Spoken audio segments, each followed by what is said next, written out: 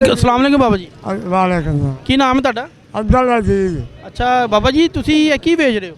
अब जालियां ਜਾਲੀਆਂ ਵੇਚ ਰਹੇ ਹੋ? 10 रुपए की 10 ਰੁਪਏ ਜਾਲੀ। साढ़े को भी दसां लाख भी नहीं बेचते। ਅੱਛਾ ਤੁਹਾਡੇ ਕੋਲ 10 ਦੀ ਲੈ ਕੇ ਤੇ ਅੱਗੇ 20 ਦੀ ਵੇਚਦੇ? हाँ ਅੱਛਾ ਜੀ ਤੁਹਾਨੂੰ ਇਹਦੇ ਵਿੱਚ ਤਾਂ ਤੁਹਾਨੂੰ ਤੇ ਫਿਰ ਨੁਕਸਾਨ ਹੈ। नहीं सब्जी बेचने ਅੱਛਾ वो मैं कट्ठियां आईयां उत्थे देन जावांगे ठीक 200 100 किराया ला के ਠੀਕ उन्हें 6 ही लानी है ये तो 10 ही लगे हैं। ਠੀਕ ਤੇ ਤੁਸੀਂ ਕਿੰਨੀ ਦੇਰ ਤੋਂ ਇਹ ਵੇਚਦੇ ਪਏ?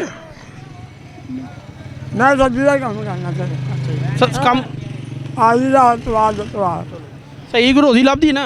भाई अल्लाह शुक्र है वाला चलो। कोई पैगाम देना चाहोगे? जी बोलो पढ़ा ना हाँ जी।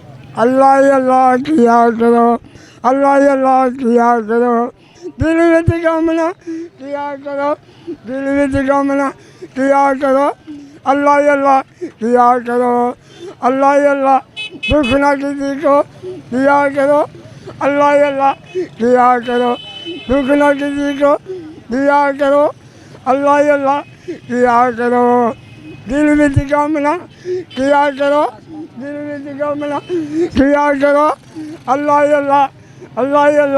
किया करो जो दुनिया का मालिक है नाम उसी का लिया करो जो दुनिया का मालिक है नाम उसी का लिया करो अल्लाह